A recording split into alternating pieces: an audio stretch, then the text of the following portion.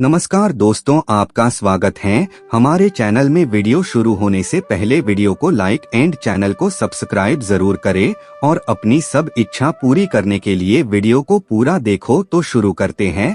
जय श्री कृष्णा। आज सुनिए माक्षी मास महात्म में आगे की कथा। देवर्षि नारद जी ने पूछा, हे भगवान, गोकुल में यशोदा भवन के भीतर श्री कृष्ण को रखकर जब वसुदेव जी ने अपने घर को प्रस्थान किया, तब नंदराय जी ने किस प्रकार पुत्रोत्साहामु पूर्व में गोलोक में श्री राधा के साथ भगवान ने जो प्रतिज्ञा की थी, वृंदावन में उस प्रतिज्ञा का पालन उन्होंने किस प्रकार किया। प्रभु, उस समय भूतल पर वृंदावन का स्वरूप कैसा था, उनका रास मंडल कैसा था, वह सब भी बताइए। रास क्रीड़ा और जल क्रीड़ा का विस्तार पूर्वक वर्णन कीजिए। नंद जी ने कौन सी तपस्या की थी, यशोदा और रोहिणी ने कौन सा तप किया था, श्री हरि से पहले हलधर का जन्म कहाँ हुआ था। श्री हरि का अर्थात श्री कृष्ण का अपूर्व आख्यान अमृत खंड के समान माना गया है। विशेषतः कवि के मुख में श्री हरि चरित्रम काव्य पद पद पर नया प्रतीत होता है। प्रभु, आपने ही यह वर्णन किया है कि आप दोनों नर और नारायण श्री हरि के चरणों में विलीन हो गए थे। उनमें भी आप ही साक्षात गोलोक के अंश हैं, इसलिए उनके ही समान महान भी हैं, इसलिए आप उनका भी वर्णन कीजिए। भगवान नारायण बोले, हैं नारद, ब्रह्मा, शिव, शेष, गणेश, कूर्म, धर्म, मैं, नर तथा कार्तिकेय, ये 9 श्री कृष्ण के अंश हैं। अहो, उन गोलोक नाथ की महिमा का वर्णन भला कौन कर सकता है, जिन्हें स्वयं हम भी नहीं जानते और न वेदी जानते हैं, फिर दूसरे विद्वान क्या जान सकते हैं। शूकर, वामन, कल्कि, बुद्ध, कपिल और मत्स्य, यह भी श्री कृष्ण के अंश हैं, और अन्य कितने ही अवतार जो श्री कृष्ण की कला मात्र हैं। फिर भी हे ब्राह्मण सुनो, मैं तुमसे यशोदानंद और रोहिणी के तप का वर्णन करता हूँ, जिसके कारण उन्होंने श्री कृष्ण का मुँह देखा था। वसु में श्रेष्ठ तपोधन द्रोण नंद नाम से इस धरातल पर अवतरित हुए थे। उनकी पत्नी जो तपस्विनी धरा थी, वही सती साध्वी यशोदा हुई थी। सर्पों को जन्म देने वाली नाग माता कद्रही रोहिणी बनकर इस भूतल पर प्रकट हुई थी। उनके जन्म और चरित्र का वर्णन करता हूँ, ध्यान से सुनो। एक समय की बात है, पुण्यदायक भारतवर्ष में गौतम आश्रम के पास में ही गंधमादन पर्वत पर धरा और द्रोण ने कठिन तपस्या आरंभ की। मुने उनकी तपस्या का एकमात्र उद्देश्य था भगवान श्री कृष्ण का दर्शन। सुप्रभा के निर्जन तट पर 10,000 वर्षों तक विवसु दंपति तपस्या में लीन रहे, परंतु उन्हें श्री हरि के दर्शन प्राप्त नहीं हुए। तब वे दोनों वैराग्यवश अग्निकुंड का निर्माण करके उसमें ही प्रवेश करने को तत्पर हो गए। उन दोनों को मरने के लिए उत्सुक देखकर वहां आकाशवाणी हुई, वसु श्रेष्ठ, तुम दोनों दूसरे जन्म में भूतल पर अवती होकर गोलोक में अपने पुत्र के रूप में श्री हरि के दर्शन करोगे। योगियों को भी उन भगवान का दर्शन होना अत्यंत कठिन है। बड़े बड़े विद्वानों के लिए भी ध्यान के द्वारा उन्हें वश में कर पाना असंभव है। वे ब्रह्मा देवी है।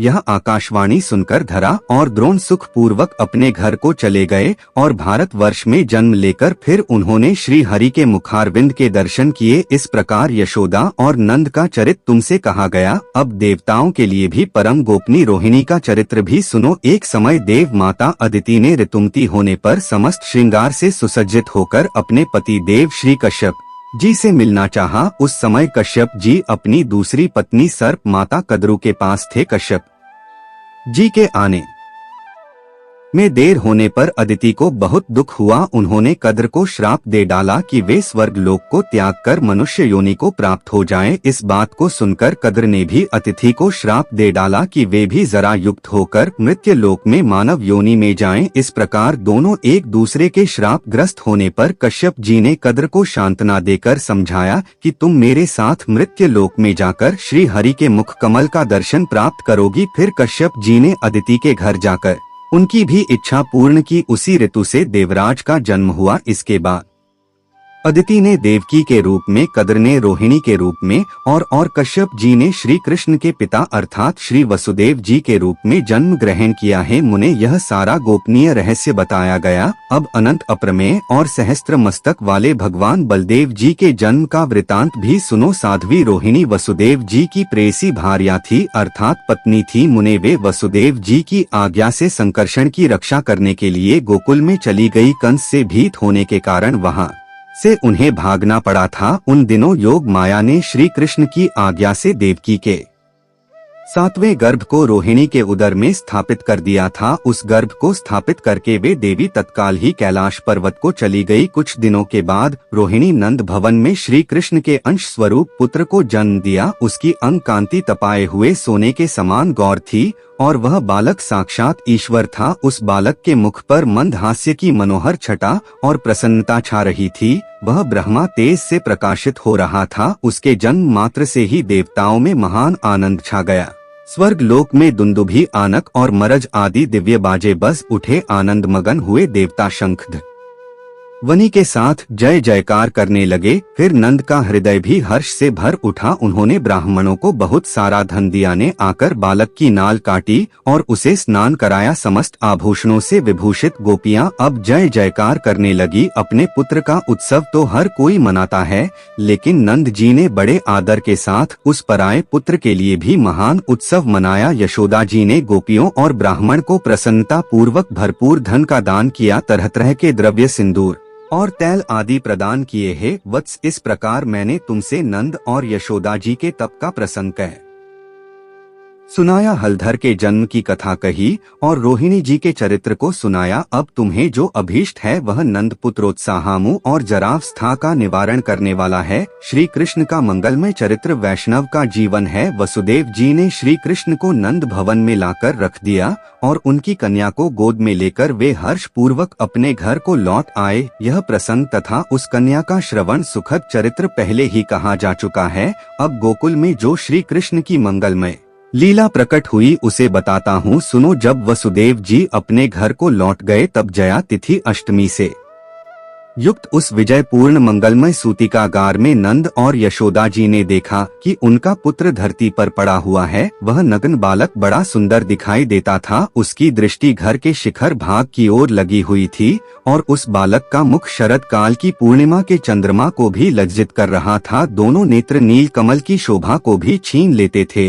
वह कभी रोता तो कभी हंसने लगता था। उसके श्री अंगों में धूल के कण लगे हुए थे। उसके दोनों हाथ धरती पर टिके हुए थे।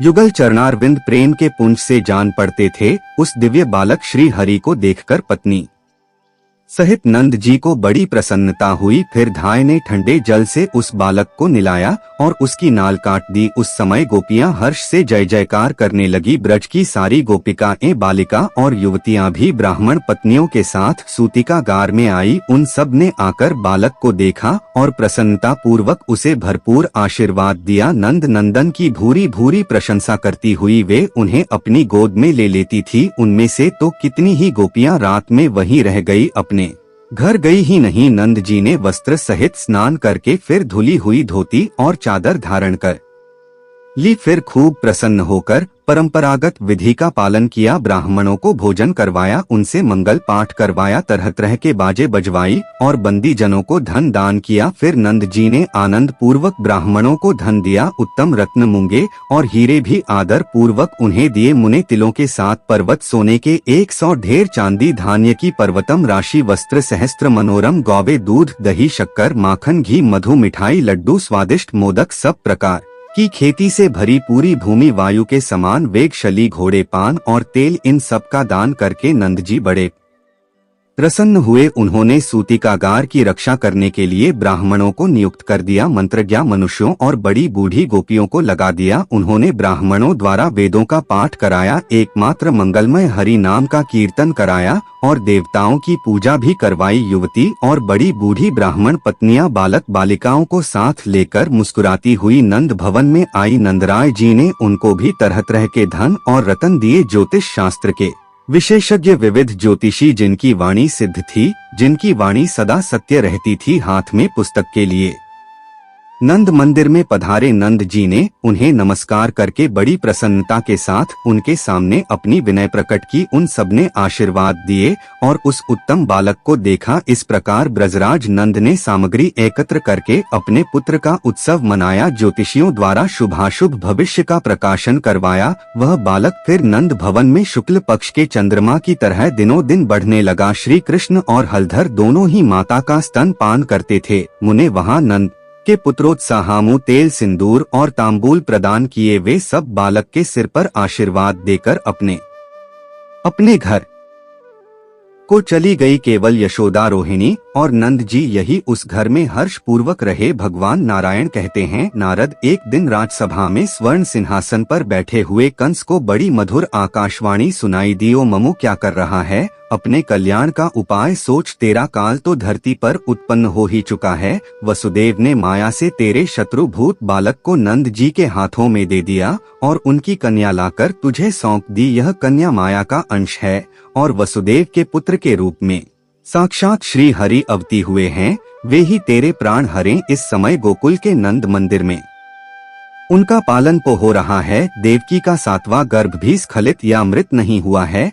योग माया ने उस गर्भ को रोहिणी के उदर में स्थापित कर दिया था। उस गर्भ से शेष के अंशभूत महाबली बलदेव जी प्रकट हुए हैं। श्री कृष्ण और बलभद्र यह दोनों तेरे काल है और इस समय गोकुल के नंद भवन में पल रहे हैं। वह आकाशवाणी सुनकर राजा कंस का मस्तक झुक गया। उसे सहसा बड़ी भारी चिंता हो गई। उसने अनमने होकर भोजन भी त्याग दिया और प्राणों से भी बढ़कर प्रेसी बहन सती साध्वी पूतना को बुलाकर उस नीतिज्ञ नरेश ने भरी सभा में इस प्रकार कहा। कंस ने कहा, हे पूतने, मेरे कार्य की सिद्धि के लिए गोकुल के नंद मंदिर में जाओ और अपने एक स्तन को विष से भरकर शीघ्र ही नंद के नवजात शिशु के मुख में दे दो। वत से तुम मन के समान तेजी से चलने वाली माया शास्त्र में निपुण और योगिनी हो, इसलिए माया से मानवीय रूप धारण करके तुम वहां शीघ्र जाओ। तुम दुर्वासा से महामंत्र की दीक्षा लेकर कहीं भी जाने के लिए और सभी प्रकार का रूप धारण करने में समर्थ हो। नारद ऐसा कहकर महाराज कंस उस राज सभा में मौन हो गया।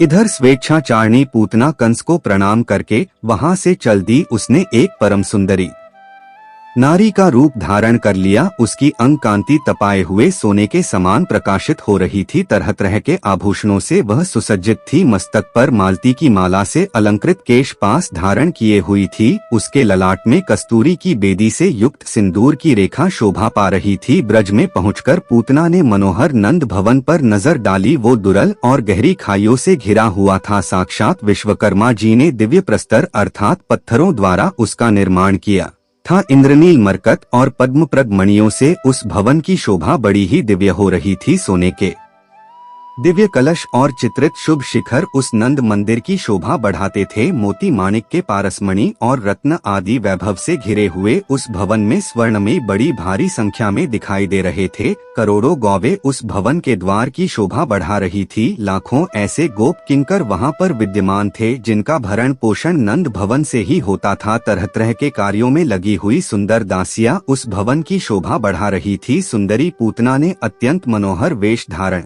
करके मंद मुस्कान की छटा बिखेरते हुए अब नंद मंदिर में प्रवेश किया। उसे महल में प्रवेश करती देखकर वहां की गोपियों ने उसका बड़ा आदर किया। वे सोचने लगी कहीं यह कमलालया लक्ष्मी या फिर साक्षात दुर्गा जी ही तो नहीं है जो साक्षात श्री कृष्ण के दर्शन करने के लिए यह पधारी है। गोपियों और गोपों ने उसे प्रणाम किया और कुशल समाचार पूछा। उसे बैठने के लिए सिंहासन दिया, पैर धोने के लिए जल अर्पित किया और पूतना ने भी सभी गोप बालकों का कुशल मंगल पूछा। फिर वह सुंदरी मुस्कुराती हुई सिंहासन पर बैठ गई। उसने बड़े आदर के साथ गोपियों का दिया हुआ पाद जल ग्रहण किया। तब सभी गोपियों ने पूछा, स्वामिनी तुम कौन हो, इस समय तुम कहाँ रहती हो, तुम्हारा नाम क्या है और यहाँ पर आने का तुम्हारा कारण क्या है, यह तो बताओ। उन गोपियों की बातें सुनकर वह भी मनोहर वाणी में उनसे बोली, मैं मथुरा की रहने वाली गोपी हूँ। इस समय एक ब्राह्मण की पत्नी हूँ। मैंने संदेशवाहक के मुख से यह मंगल सूचक संवाद सुना है कि वृद्धावस्था में नंदराय जी के यहाँ महान पुत्र का जन्म हुआ है। यही सुनकर मैं उस पुत्र को देखने और उसे अभीष्ट आशीर्वाद देने के लिए यहाँ आ गई हूँ। अब तुम लोग नंद नंदन को यहाँ ले आओ, मैं उसे देखूंगी और आशीर्वाद देकर चली जाऊंगी। ब्राह्मणी का यह वचन सुनकर यशोदा जी का हृदय हर्ष से खिल उठा। उन्होंने बेटे से प्रणाम कराकर उसे उस ब्राह्मणी की गोद में दे दिया। बालक को गोद में लेकर उस सती साध्वी पुण्यवचनाम और सुख पूर्वक बैठकर उस नन्हे से शिशु के मुख में अपना स्तन दे दिया। साथ ही वह बोली, हे गोप सुंदरी, तुम्हारा यह सुंदर बालक तो अत्यंत अद्भुत है। यह गुणों में साक्षात भगवान नारायण के समान है। श्री कृष्ण अब उस विषैले स्तन को पीकर उसकी छाती पर बैठे बैठे हंसने लगे। उन्होंने उस विष मिले हुए दूध को अमृत के समान मानकर पूतना के प्राणों के साथ ही पी लिया। साध्वी पूतना ने अपने प्राणों के साथ ही देखते उस बालक को त्याग दिया। मुने वह प्राणों को त्याग कर धरती पर गिर पड़ी। उसका आकार और मुख अब बड़े विकराल दिखाई देने लगे। वह मोह के बल पड़ी हुई थी। फिर वह शीघ्र ही रत्नसार निर्मित दिव्य रथ पर आरूढ़ होकर चली गई। उस विमान को लाखों मनोहर दिव्य और श्रेष्ठ पार्षद सभी ओर से घेर कर बैठे हुए थे। उनके हाथों में लाखों चवरिया रमे कलश शोभा दे रहे थे। उस रथ में 100 पहिए लगे थे। वह सुंदर विमान रत्नों के तेज से प्रकाशित हो रहा था। उस अद्भुत दृश्य को देखकर गोप और गोपिका हैरान हो गई। कंस भी वे सारा समाचार सुनकर बड़ा हैरान हुआ। मुने यशोदा मैया अपने बालक को गोद में उठाकर अब उसे दूध पान कराने लगी। उन्होंने ब्राह्मणों के द्वारा बालक के कल्याण के लिए फिर मंगल पाठ करवाया। फिर नंदराय जी ने भी बड़े आनंद से पूतना की देह का दह संस्कार करवाया। उस समय उसकी चिता से चंदन, अगुरु और कस्तूरी के समान सुगंध निकल रही थी। नारद जी ने पूछा, भगवान, राक्षसी पूतना के रूप में वह कौन ऐसी पुण्यवती थी जिसने श्री हरि को अपना स्तन पिलाया? किस पुण्य से भगवान के दर्शन करके वह उनके ही परमधाम को चली गई? नारायण बोले।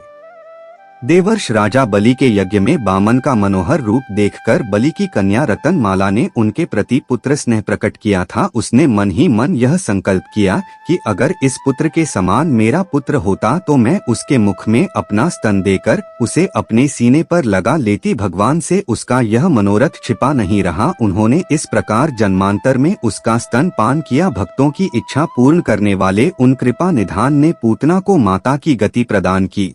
मुने राक्षसी पूतना ने श्री कृष्ण को विष लगाया हुआ स्तन देकर उस द्वेष भक्ति के द्वारा भी माता के समान ही गति प्राप्त कर ली। ऐसे परम दयालु भगवान श्री कृष्ण को छोड़कर मैं और किसका भजन करूं? विप्रवर, इस प्रकार मैंने तुमसे श्री कृष्ण के गुणों का वर्णन किया जो पद पद पर अत्यंत मधुर है। इसके अलावा भी जो श्री कृष्ण की मधुर लीलाएं हैं उनका तुम्हारे सामने वर्णन आरंभ करता हूँ। हरे कृष्णा। आज के अध्याय में बस इतना ही। इसके आगे की कथा सुनने के लिए अगले अध्याय का इंतजार जरूर कीजिएगा। उम्मीद है आपने हमारा